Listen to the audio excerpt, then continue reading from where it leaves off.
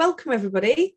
Thank you for joining us. I'm Amy Stevens. I am Chief Exec at Gifted, and I'm here along with my colleague Chris Goldie, who's one of our other directors.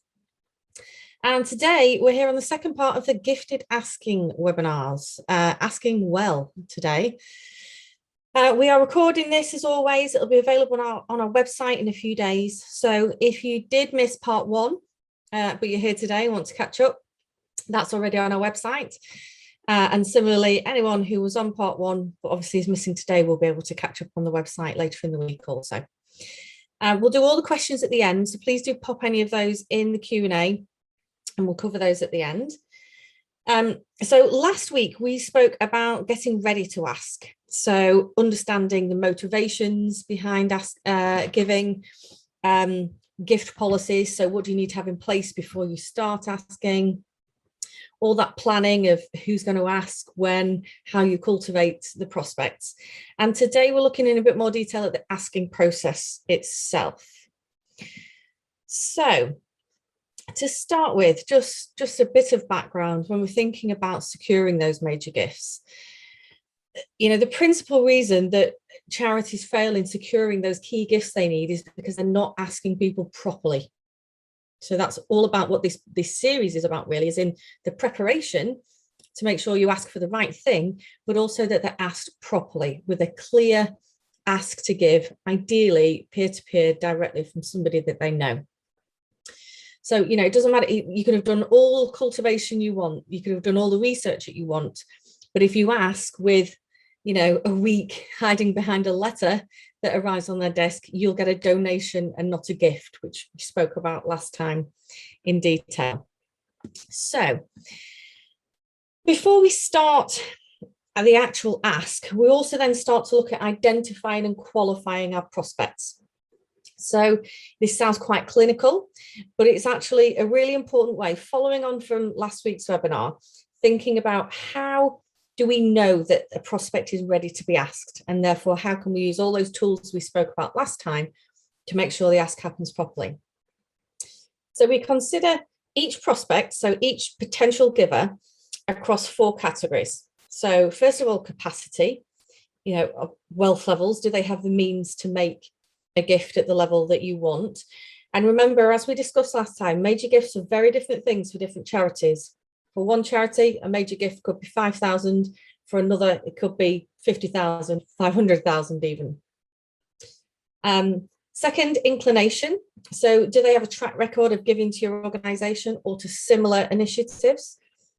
Interest. Have they shown an interest either in your organisation itself or the particular project that you're fundraising for? And vitally, access. Do you have direct access to that person that obviously is GDPR compliant as well? So to think about that in a little bit more detail, we've just got a screening sheet here that shows how we look at this. So under each of those 4 categories, so capacity, inclination, interest, and access, we award 25 points for each of those categories. So potential score of 100, total score of 100. And on each of those, you score each prospect. So here we've got Mr. Prospect, Mrs. Visitor, Mr. Giver, and Miss Maybe against those different criteria, and create a list of questions that are bespoke to your organisation. So for some, for most, for capacity, you know, those questions are obvious. Do we have a published wealth level? You know, do we know, because they've given X amount to other charities, what their giving capacity is? Remember, of course, that published amounts aren't necessarily accurately reflective of somebody's financial situation. Somebody's wealth could be tied up in property, shares, other, you know, forms that they can't access. So we can only work with what we have, but obviously you can try and find the best scenario for that. In terms of the others, it's a bit more thinking in a bespoke manner. So let's say you are a hospital. One of your questions with a score of 10 of those 25 points might be, have they given to us before? Another might be more bespoke. So if it's a cancer project, have they given to cancer before? And you can create questions that then allow you to score your prospects against these categories and give you that total score. Using the total score then determines how you proceed with that given prospect. So anything above 80, they're pretty much ready to be asked, unless you are on 0 for access or near enough, and so you have no way to get to them. You're pretty much in the realm to be asked. And we talk about in our book, Gifted Fundraising, so not this new book, our original book, which is the full spiel on our fundraising approach. We talk in more detail about the different borderlines and what to do at each stage to take your prospect to the next level. But it really helps us, this process, in looking at what we then need to do to be able to ask. So, for example, if you know everything else, but you have no access to the person, then you know that this is a real potential prospect, but we've got to find direct access. So you must do that before you approach them, obviously, out of the cold. And it just really helps us to target then and create, as we talked about last time, these approach plans for each prospect, so that as fundraisers, when we're supporting trustees, governors, other volunteer leadership in making these approaches, or indeed doing that ourselves, that we're as best equipped as we can. And we know we've got the highest possible chance of a prospect saying yes. Chris, I don't know if there's anything you want to add on that before we move on to actually asking for the gift. Oh, I've got no volume on you, Chris. There we go. Just to reiterate again, I hope everybody can see me as well. I can't see myself, but I'm assuming you can all see me. Just to reiterate the Miss Maybe example. You know, Miss Maybe may be the wealthiest person in the world, and you may think that she has an interest, but you don't know that. And most importantly, you don't know how to get to her. And without that access, she is and will remain what we call a suspect, somebody who is a distant potential giver. The best example I can possibly give from the many studies I've done over the years is the number of times I've heard the name Richard Branson.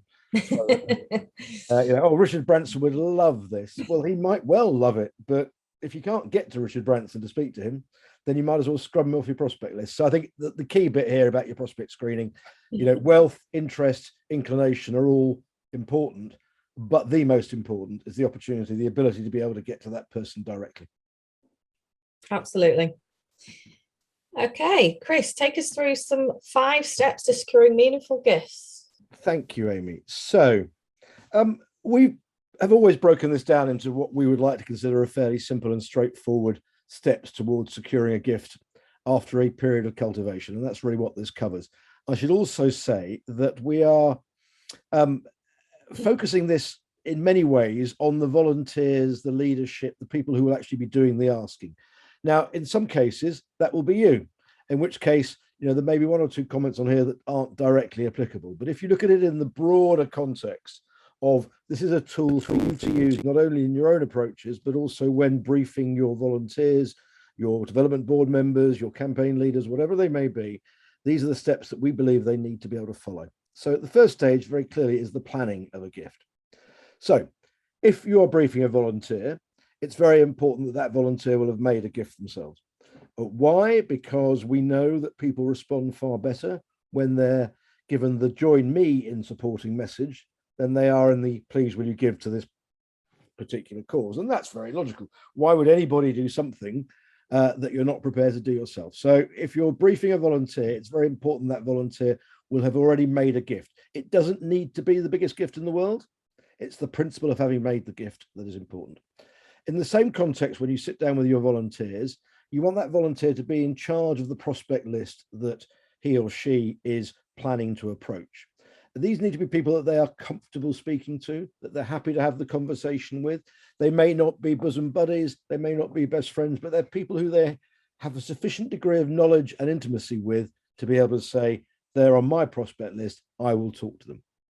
That then defines, going back to Amy's point, within that list, there may be some who are their best friends and who they do not feel need cultivation. When you're working, say, in a school context, it might be that, if you're dealing with the chairman of an alumni association, that he or she will think, I can go straight to all the other members of my alumni board. They don't need cultivation. I need to get them to ask to be part of this journey from the outset. But there'll be others other alumni maybe within the association who do need cultivation. So it's very important to understand what that cultivation is going to need to be, and then you can map out how it might actually take place. So in your planning, then fix a date. Approach the person that you want to go and speak to first, set a date, get it down in stone like any other business transaction, and you need to be able to get that in the diary so that everybody's very clear that's when it's going to happen. And before you have that meeting, it's very important again to consult with colleagues. Why? Because we want to make sure that other people haven't spoken to them. You know, the worst thing that can happen in fundraising terms is confusion. Many years ago, when applying, in this case, to an institution, I'd working with a client, I'd submitted an application. We were having a virtual phone call, Zoom call about it, and the prospect suddenly said, "Oh, you do know somebody else has approached me from within your organization." Now, we knew nothing about that, and I was dealing with the chief executive of the organization. So it was somebody in the learning team who was looking for funding for a different project, and it just confused. And that's the last thing you want when you are planning your fundraising ask, is to have any element of confusion whatsoever. If we can move on then to the next stage. So you've got your meeting, and now you want to inspire. And again, if you are a volunteer, or if you're briefing your volunteer, it's very important that the volunteer leading the ask understands the significance of declaring their own support for the project. In other words, why have they backed it? What was important to them? Why have they decided that they're going to make that gift? Is it a love for the institution? Is it a belief in the cause? If it's a social welfare cause, is it about disadvantage? What has inspired the asker to part with their own money through a thoughtful and considered gift? Because that inspiration is what you need to inspire the potential giver, the person you're talking to. It's very important in that context that you speak positively about all the benefits that your gift will produce and the impact that might have on the institution or society in general, or even the individuals who will benefit. Because this is absolutely key, and it's very important that your volunteer leadership understands this. Major gifts are all about opportunity. These are not, please help us, we're going to die without your support. This is, look at what we can do if we're able to raise this money. This is an opportunity for us to make our school, our theatre, our hospital, our church, our cathedral, whatever it might be, a better place, and provide more opportunities for people of all ages, backgrounds, to benefit from whatever the particular project might be. And within the context, as part of that inspiration, obviously use whatever promotional materials you have to hand. Now, that in the modern world could be digital. It could be sharing a brief presentation on a website or on an iPad, but it equally can be printed brochures as well. And there are very many good examples of some very good information packs that we very often share at both information events and in one-to-one meetings that will give visual imagery, good, sharp descriptions of the benefits that you can talk to and explain and use to be able to inspire your potential giver to consider making a gift. Assuming, therefore, that you've done that, you then naturally want to invite questions. It's really important when talking to a potential major giver that they feel engaged in the project. You know, what you want from a major giver is somebody who believes in the project and wants to help to shape that project. Now, not every time can their suggestion or recommendation be woven into the project, but the more interested they are, the more questions they ask, the more likely they are to then agree to support that. And within that context, you need to talk, encourage that dialogue. Don't feel shy. Ask them to be honest in your responses. If you don't know the answer to the question, you can always come back to them. But if you've been well prepared and well briefed, you probably will know what all the questions are likely to be. But really encourage that dialogue. This is not a simple, please give us your money. It's a, we'd like you to consider making a gift, and these are the reasons why. And do you have any questions about it? What is it that you would like to know? Again, as I said, if you don't know the answer, please don't make one up. Say you can refer to colleagues and get back. Again, if you're the volunteer leader or if you're briefing your volunteer leader, really stress the importance of declaring their own personal gift. Why? Because that helps to set a level of expectation, maybe with the donor. You know, if I've given £10,000 to something, then I think it's fair to say the person I'm speaking to, and on the basis that I've done my research and I know they have a similar capacity to me, I'm hoping they're going to give the same amount. You might find that you're very pleasantly surprised, and they might top you. You know, they might think, well, if he's given 10, I could give 20. You know, there's one up for me. But in the main, people will generally match the gifts that are given by their peers. Explain why you gave. It comes back to the inspirational thing. But again, explain that you gave for a particular reason or a particular number of reasons. You can also refer to how you have benefited from a tax perspective from this. What you've saved on your tax return on an annual basis, how you've managed to make sure the value to the recipient is that much greater than it's actually the actual cost to you.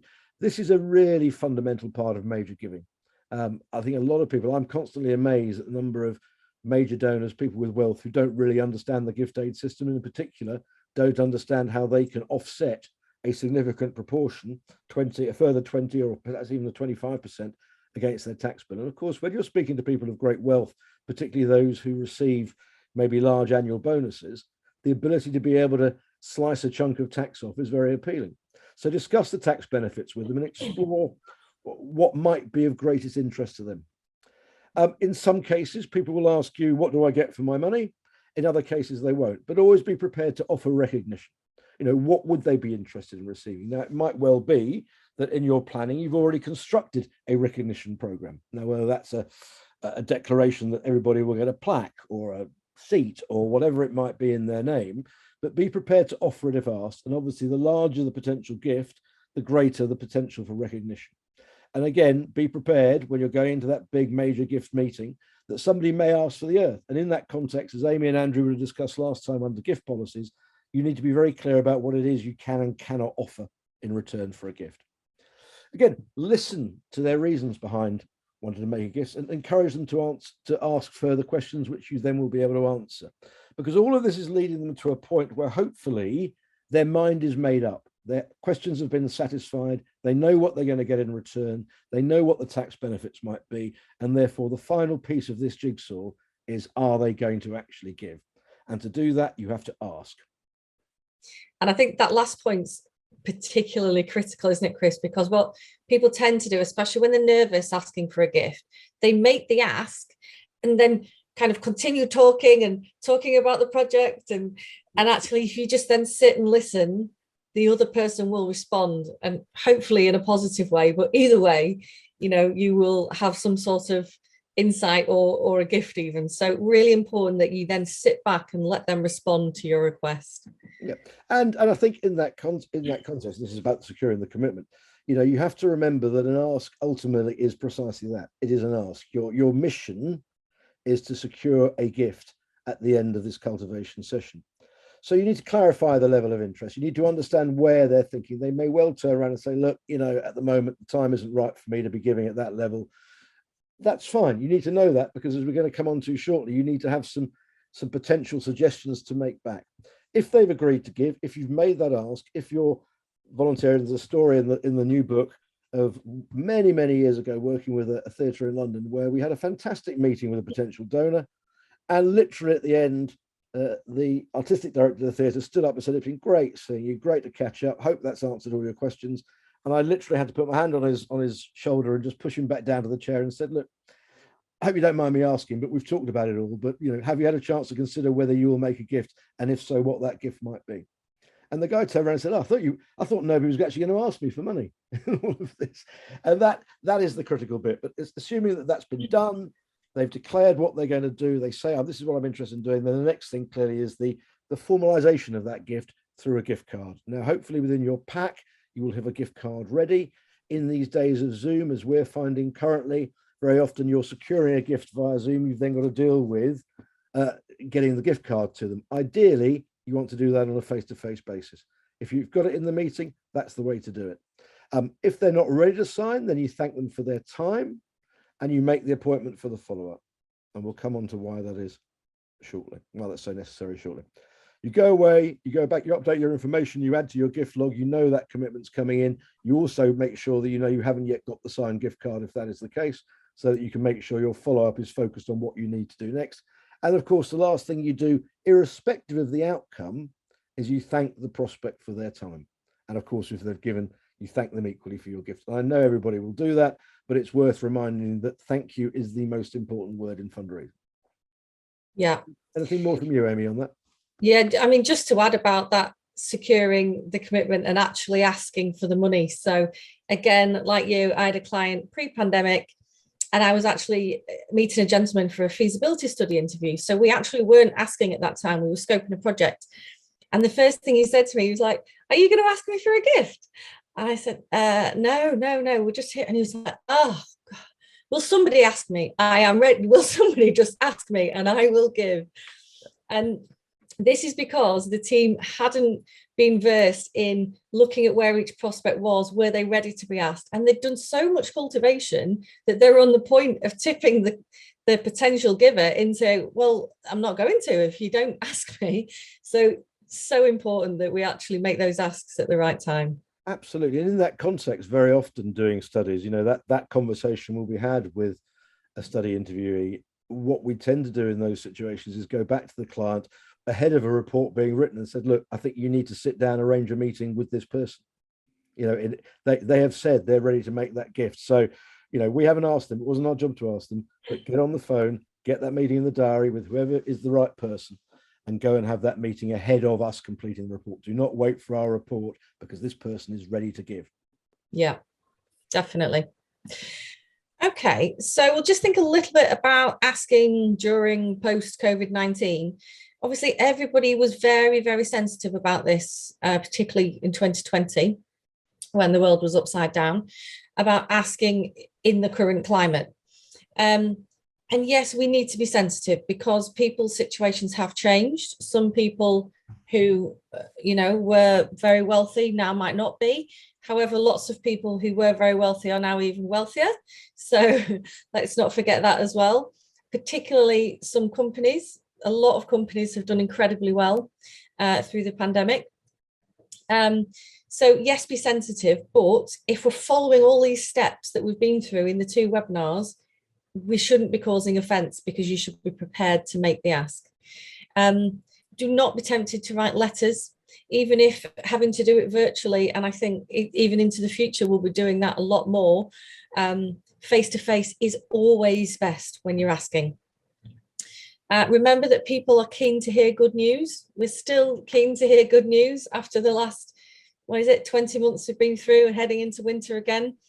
So don't be afraid to share good news about your charity, about the organisation you're supporting.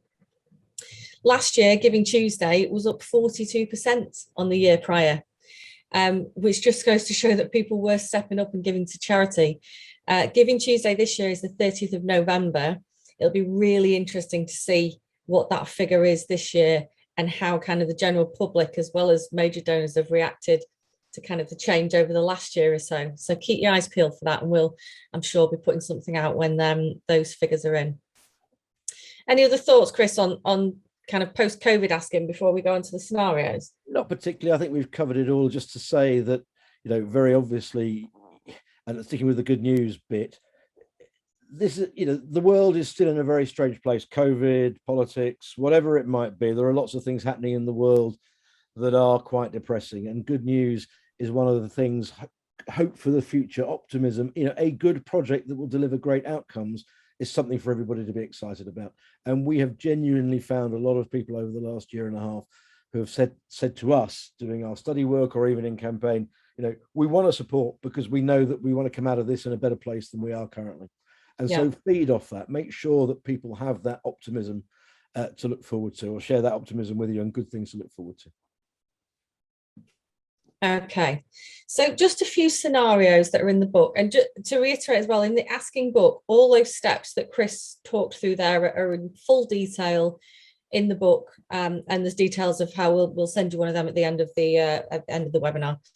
So these scenarios, we quite often will do these as role plays if client teams are up for getting involved in that, about how these kind of pan out and how you can overcome objections. So first scenario, you're going is I already give to charity. So you're meeting with a potential giver to the campaign who already makes a modest monthly gift of £10, but you think they could give much more. When you ask for a gift to the specific campaign, they're affronted and say, I already give generously to you. Can't you count that as my gift? So lots of different things to consider here. First of all that preparation comes into play, because you should definitely know that they already give to you before you're going to ask. So either as the fundraiser, you should have briefed whoever's asking, or as the asker, you should have consulted with the fundraising team who holds the data. So you should always know that, because how embarrassing not to. Obviously, acknowledge their current commitment. As a regular giver, whatever that gift size is, they are committed to your organisation, and they need thanks for that. And then really important to explain that, you can't simply move a gift over. Let's say we're talking about hospice. Somebody gives regularly to revenue fundraising, and you have a new build for some additional rooms, for example. Moving that gift over is the age-old robbing Peter to pay Paul, and we can't do that. So the way around that is to think about, talking about the additional impact that gift will have, and how important their current gift is in maintaining operations. But in addition to that, we could achieve X, Y, Z with further support. Anything else, Chris? Well, only just to reinforce that point, I think it's one that churches, for example, will very often find themselves faced with. It's a dilemma, because people will regularly give to their church through going on a Sunday, through the plate, whatever. These days it's more digital, but there will be people who believe they are giving, and they are giving very generously on a weekly basis. When you're dealing with a capital campaign, it's a moment in time. It's a generational thing. It's a gift of this generation to future generations. It's something that actually, if you've made the decision to do it for whatever reason, whether that's because the building is falling down, or you want to create something that's going to make sure the long-term future of the organization is viable and sustainable, it can only be delivered now. And as Amy says, you don't want to take money away from the operational side of the organization to fund a campaign. It's got to be done separately. The same question can often be asked in an independent school where parents are paying fees. I'm paying my fees every year. Why do I need to pay more? Well, it's a very good question, and it's a very fair question. But the simple reality is that when building something or developing an endowment fund for bursaries that is over and above what the normal expenditure of the school is, then new money is needed, and that new money can only come through an additional gift. Okay, scenario B. So this is another one that we often come across. So it's a giver who's retired, known to be particularly wealthy. They give generously to local good causes. And obviously, as fundraisers, we all have great expectations that they're going to be the person that's going to deliver the big 5-figure gift. If you've made that level of gift yourself, you're probably even more hopeful and expectant that that is the level they're going to give. But they may well say, look, it's a great project, but at the moment, the time isn't right. And they may cite, and this is just the example we use, but it's a very common one, that they are funding their grandchildren through school fees. And God, it'd be great when it's all over in a couple of years' time. So that sort of scenario, I want to give, but now's not the right time. How do we deal with that going forward? Well, the first thing, obviously, that we should always do is show a degree of sympathy for their particular situation. It's not they are where they are in their life, and it's the fact that the campaign is timed at this particular moment may not suit them. But that doesn't mean that they can't be supported. That's why we very often have a pledge period. Explain why the pledge period is in place, and explain why a pledge period actually covers, recognizing particularly with a capital project, that this is only the start. You've got to raise the money, then you've got to build it, and all that is going to take time. And eventually the building will open and everybody will benefit. But within that period, there may well be scope, after those last 2 years have gone and the youngest ones finish school, that support can still be made. Now, it may not end up being the same level of support as it might have been over a 4 or 5 year pledge period, but the opportunity to give remains open, even if they can't give straight away. The other way to think about it, potentially, or to mix, is to suggest the potential of a legacy pledge, particularly if they're older. Is there something they'd like to consider for the future? Make a legacy pledge now, give the recipient some element of security, but you're not actually parting with any cash. And as we know, that is particularly relevant in organizations where they have a particularly old constituency who may be nervous about committing too much money at this moment in time because of the cost of old age. They therefore want to make sure that they want to be supportive. And I just last week had this was raised by a donor to a church project that I'm working on, and she raised it. She was one that said, I'm 82, I might not be alive in 5 years' time. What am I going to do? And we talked through the scenario there. But I think we may come on to that shortly anyway. It's a really common one, particularly even more people paying grandchildren's school fees is becoming increasingly prevalent. But yeah, I had one a couple of years ago, and just like that, they said, "Oh no, I really want to, but I can't. Can I start it in 2 years?" Absolutely, you can. Still a written pledge towards that campaign. We're building momentum. We're able to keep then in contact with them and keep them engaged. So just if somebody can't give immediately, it's not over. They could still be really supportive to you, particularly long term.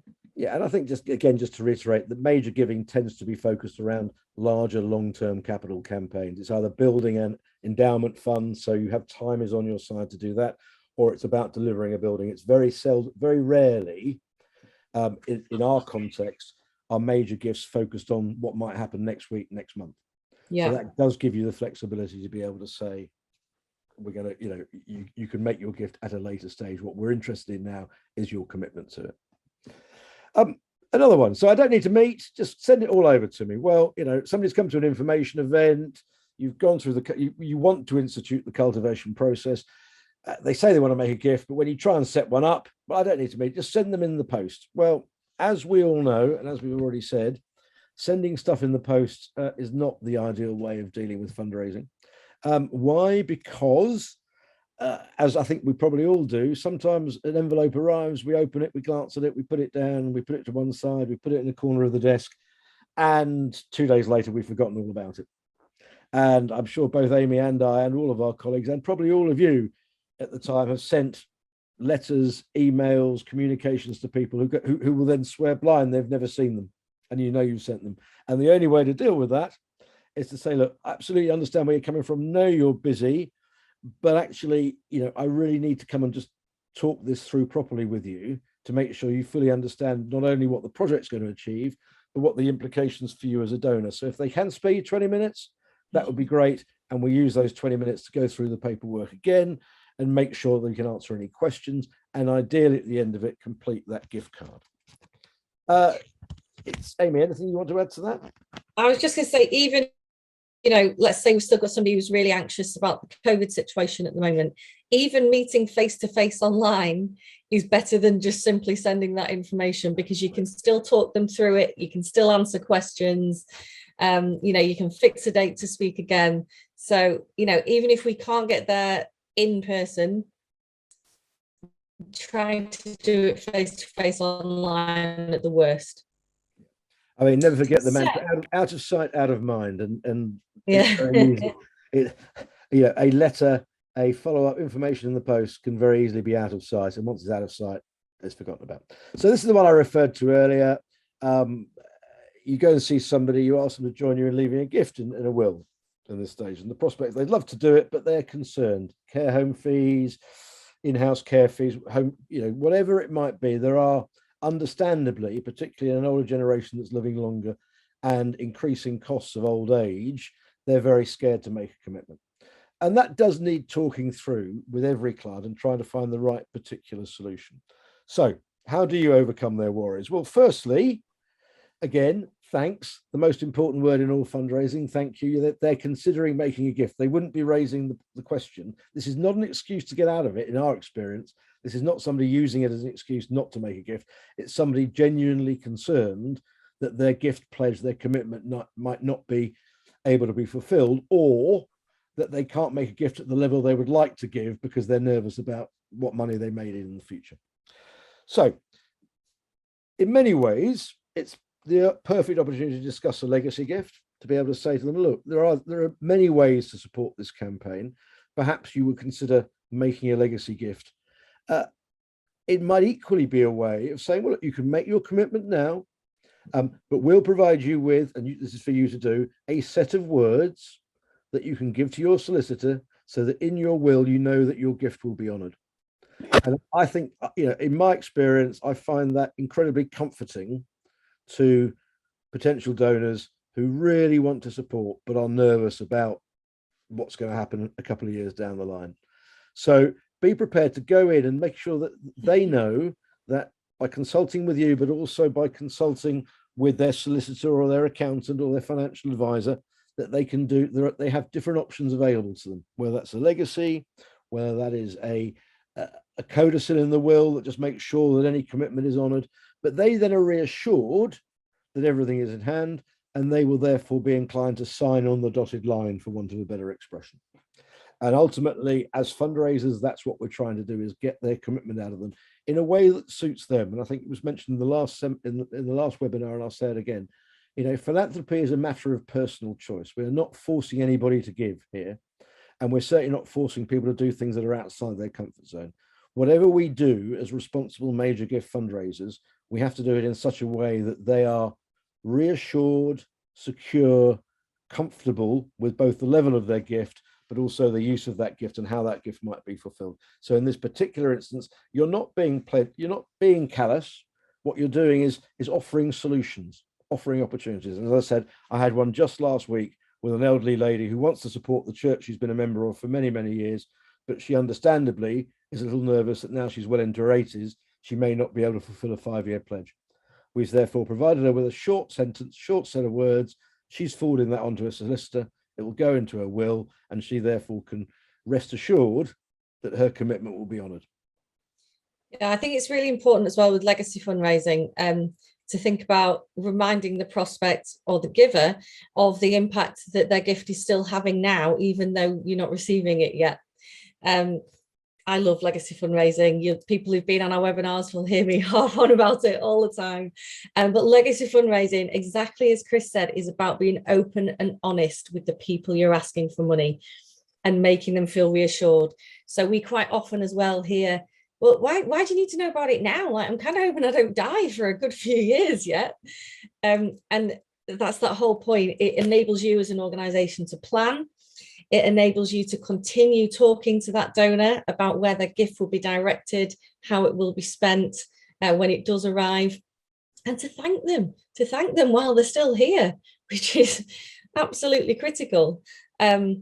So yeah, lots to think about with legacy fundraising. We did do a separate webinar on that if people are interested. So moving on then into building long-term relationships. We had a question on the last webinar about this, about kind of stewardship.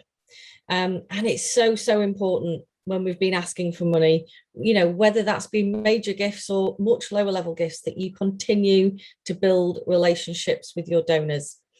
How many times, have we heard, Chris, of, well, this person gave to us 10 years ago and now they don't want to know. And it's, well, yeah, because you've not spoken to them for 10 years. We mentioned it in the last webinar as well, but super important that you think about the long-term planning of your relationship building. So when you are planning stewardship campaigns, think about what's appropriate for your donors. And for different constituent groups, it's very different about how you keep people engaged. So really do that work as you plan your engagement programs, your recognition vehicles, whatever you're calling them, and make sure they are appropriate for your constituent group. Quite often in surveys that we run for clients to their supporter base, we ask lots of questions about how people would like to be recognised and what they would expect if they were giving X to Y and what have you. And people are often confused about why we're asking that many questions, but it's really important because 9 times out of 10, a simple thank you or a handwritten letter from the leader of the organisation is what somebody wants as thanks. They don't want, plaques, certificates and everything else that you've dreamt up. They want something really simple. Sometimes, of course, bigger, recognition or clubs, etc., really work. But often for many, it's just a simple personal thank you. And knowing that can also save your organisation a lot of money in cold hard cash terms in producing things, but also in team, in the time it takes to deliver recognition like that. So it's so important that we build on that and keep in touch with donors. It is. So I guess just to touch on that one further way, I think it's sometimes some donors can be very self-effacing, very modest. I don't want a fuss made. I think it's also very important to set a baseline for stewardship. So again, a story of a long time ago working with a cathedral where there was a lady who'd been incredibly generous, and she was known around the community as being probably the wealthiest person that was part of the cathedral's community. but she was one of those lovely ladies who sort of said, oh, I don't want to make a fuss. Please don't make a fuss. Trouble is, the cathedral then took it to an extreme, and they had a big concert with royalty attending, and it should have just been automatic that she, as a donor, particularly a major donor, should have been invited. But because she had once said in passing to the dean at the time, oh, I don't need a fuss, they decided to leave her off the list entirely. And as a result, when we then came to the next round of fundraising, and she was very clearly going to be a pivotal part of that, she understandably was a little bit reticent to get involved again. And we had to spend quite a lot of time winning her back over. And it was as simple as that. So I think, when you look at stewardship, look at it at both ends. What's the minimum that you should be doing automatically? And what's the most that you think a particular donor would tolerate? The other factor in that, and this comes back to, it's in the book, Amy rightly said that even if they say they don't want to fuss, they do at least want to know that they're being appreciated. And I went into a study interview 2 or 3 years ago for a school that is a fantastic fundraising school, very well led. And the first thing the guy said to me was, I've only agreed to see you because I gave £100,000 to the last campaign and I'm not giving anything to this one. And the reason for that was he didn't feel that his gift had been appreciated, not through lots of praise in public, but what he would have liked would have been to have, met with the head a couple of times, had conversations about the way the school was going, maybe given a platform to make a few suggestions about things the school might do in the future. They didn't do it. He therefore went off and started supporting other causes where he was giving large in one case, 7-figure gifts to a particular cause. And the school have missed that because they just sort of overlooked the basic fundamental of a major gift giver is they want to be engaged, they want to be involved. So make sure that they are. Yeah, definitely. Similar, another story from last year when I was working with a health charity, spoke to a chap who really engaged. And I said, can you give any advice? Are you happy with the way the team communicate with you? And he actually said, I'd actually like to know a bit more about kind of forward planning and the master plan. So if something really appeals to me, I can plan my giving in for the future, which is fantastic to hear. Somebody who wants to know. I know you're going to launch that in 2023, and that's right up my street. So I'm going to allocate my major gift for that year. So it's all about that communication, isn't it? And all about as well saying thank you, as Chris says. But saying thank you to different groups can happen in very different ways. And this infographic just demonstrates that. So for major gifts, it's about that personal thank you by the right person. Online and community can be much different. It can be, simple letters or emails, but we can also be creative with that. And we've spoken about it over the last year. We've seen some brilliant examples of really simple, kids at school writing the Christmas cards to the alumni to say thanks. Simple things like that make it just a little bit different. Trust and foundations is challenging. Sometimes you can have correspondence, sometimes you can't. But in addition to that accepting grant letter, a personal note from leadership really helps. A charity I'm involved in, our chairman writes a quarterly report to all the funders who support us, just with an update, no ask, just an update of what we've achieved in that quarter. And they love it. They really appreciate getting that continual knowledge. Legacies, obviously, as we say, we just discussed, really important. And let's say thank you now while people are still here. And corporates, again, very different. Sometimes a thank you for corporates can be in what they get in return in terms of publicity, etc. And that's absolutely fine. So again, in terms of, we think about how we communicate with people, but think about how we say thank you as well, because it can be very different for different groups. And Chris, just to finish us off on some good communications.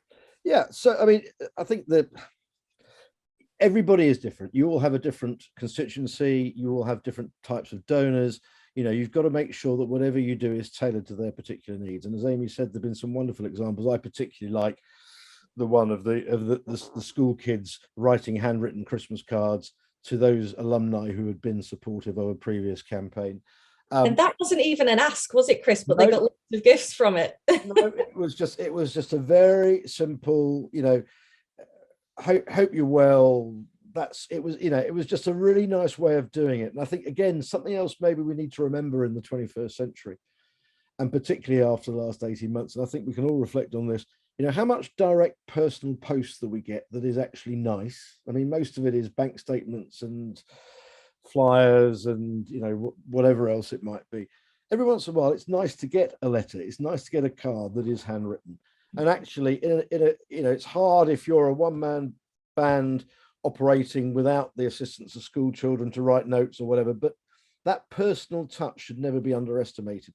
So in terms of good communications, try and factor some of that in. It might only be 10 people a year who are your most important potential donors or existing donors, but it might be 100 alumni who are incredibly important, in which case you need a bit of support from those in the school to help you do it.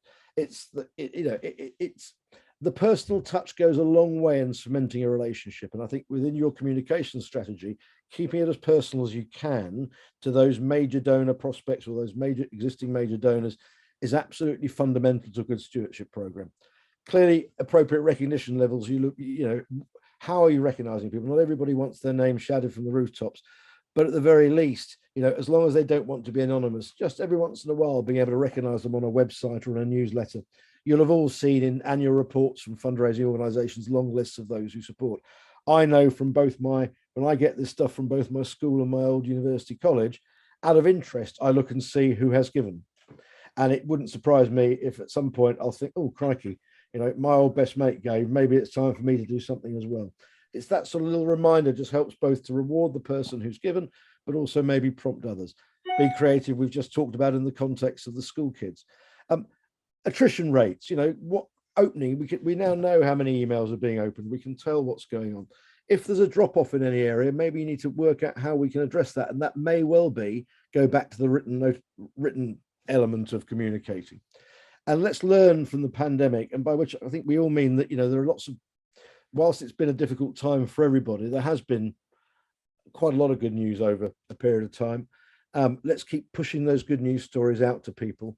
And let's make sure that we're able to use whatever technology we can in the modern world that people are now more comfortable with to make sure we are communicating strongly and regularly. And I think the regularly bit is very important, that we make sure that we, without overdoing it, as Amy said, it doesn't always need to be about asking. It can be as simple as this is what we've managed to achieve, and we wouldn't have been able to do it without the support of our generous donors of the past.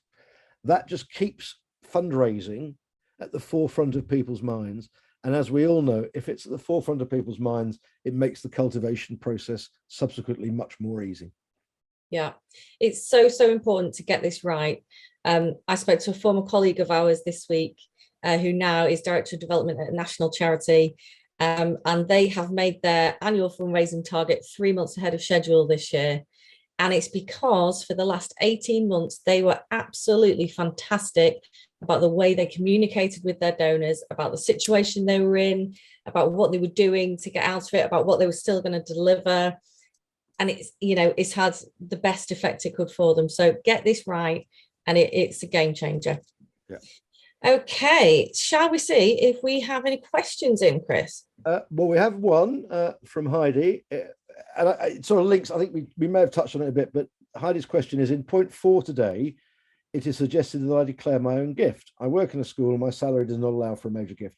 How do you handle this aspect if you give regularly, but not for nominal amounts? Is there such a thing as a gift too small that it shouldn't be mentioned? My answer to that is absolutely not. All gifts are valuable. The tale of the widow's mite applies here. The reality is that by giving, you are demonstrating your support for something. And as we say over and over again, philanthropy is a matter not only of consideration and choice, but it's also dictated by how much we can give. I'm sure we would all, if we had the money, like to give more away, but most of us don't. So therefore we give what we can afford. It's the fact that you have given that becomes important. The fact that you have already demonstrated your support for a cause does encourage other people to want to do the same. The reason we talk about declaring a gift for major donors, particularly when we're talking peer-to-peer, and Heidi, that was the point I think we made, that the advice we give here is probably as it's more about you briefing your volunteers than you yourself, if that's the situation you find yourself in. But we do know time after time after time that people are likely to give at the similar sort of level to the gift that has been made by the person who's asking them. Now, it's slightly different when you're the professional. When you're the professional working, people will understand it's your job to go out and secure the support. But when you're talking about volunteer leaders, volunteer askers, their level of gift will influence somebody else's level of gift. But coming back to your final question, is there such a thing as a gift too small that it should be mentioned? No, all gifts should be recognised. All gifts should be mentioned, because people will understand that that momentum of support is gathering behind a campaign, and that is absolutely crucial. It's the same when we talk about trustee boards giving. So within a trustee board, you will have very, very different levels of wealth generally across the trustees. And I always say, it doesn't matter if one person is giving £1 a month and another person is giving £1,000 a month. It's all relative. And it is about, as Chris says, making a commitment to give and doing what you can. And then we say collectively, the trustees are supporting this to the tune of X. It's such a powerful message. So yeah, it's not about what you give necessarily, but about the act of giving itself. Absolutely. I've got no more questions coming through. Any other questions? If anybody would like to type a question in, or can't see it, we've answered that one. Anybody else? If you do, please type away. Yeah. On the first one as well. Everybody's very quiet. Well, either we're doing our job properly, or I think what we should say here is, if people don't want to ask questions now, do please feel free to email questions into us. We'd be happy to try and answer them as best we can. That's what we're here to do. It's not always about assignments for us. We genuinely like to think that we're here to help people. Absolutely. So with regards, we touched on the book itself earlier. So my details, Chris's details are here on the screen. But the Gifted Asking book that we've just been reviewing in this session and the previous, please do take us up on your free copy. If you need a copy for colleagues, just let us know by emailing Julie on the details here with your address and what have you, and she will pop them in the post for you. And so, Amy, we have just had another question. Please, can you run through what a pledge gift card is? Thank you, Susanna, for that question. Well, we sort of have a standard form of gift card that we would recommend to all of our clients when they're in campaign. So it is a gift declaration. It lists, it enables a donor to declare how much they want to give overall. It gives all the relevant information. It may well include a standing order form if the gift is going to be pledged over a period of time. So a standing order form that is bank compliant, that will say what day of the month the gift's going to go out, for what period of time, whether this is going to be monthly, quarterly, annually. You need to tailor it clearly to your particular campaign, but it's very important. And the final thing, of course, it must also have the gift aid declaration on it for those who are able to declare themselves as being eligible for gift aid, and why. And then what we always recommend to all of our clients is, store them alphabetically, just in case one day HMRC come along and want to do a gift aid inspection, by which case what they normally do would be just at random take 20 such cards, declarations, and make sure they've all been done properly. So it's a A4 document, normally printed on a card, that sets out name of donor or names of donor if it's a couple, address details, that sort of stuff, what the gift is, whether it's dedicated to something, because obviously some campaigns may be multifaceted. It may be music, fabric, whatever. But it gathers all the core information that you need on one page, on one sheet, that then is signed by the donor. The record is kept, it's stored in the campaign office, and forevermore you know what that gift is going to be. The benefit of that as well, in addition to the obvious audit trail of papers, is that once somebody has been through that process of signing their gift card and returning it to you, they commit to their gift. So clients often worry about pledge periods and say, well, you must have had situations where people have just decided not to pay, and very, very rare. Yeah. Once people have committed and given you that pledge card, 99% of the time they see out their gift. It's almost like, by handing it over to you, they are declaring their commitment, but for them, it's putting themselves in it. So it has multiple uses. Absolutely. And conversely, very often the people who say verbally or might send an email saying, this is what I'm going to do for you, are the one, but they won't get around to signing the gift cards. They're the ones who eventually will drift off and you'll never see the money from them. Yeah. The sort of psychological act, I guess. It's not a, it's not a contract, but perhaps it feels like one when you sign it. And therefore, that's what it is. Hope that answers the question, Susanna. Any final questions before we close? I think that might be everybody. That's everybody done. Well, over to you, Amy, to say thanks. Yeah, thanks ever so much for joining us once again. Like I say, we'll upload this onto the website in a couple of days' time. Any other questions, get in touch with Chris or I, and contact Julie for your books. And we hope you're all well and have a really good fundraising period in the run up to Christmas.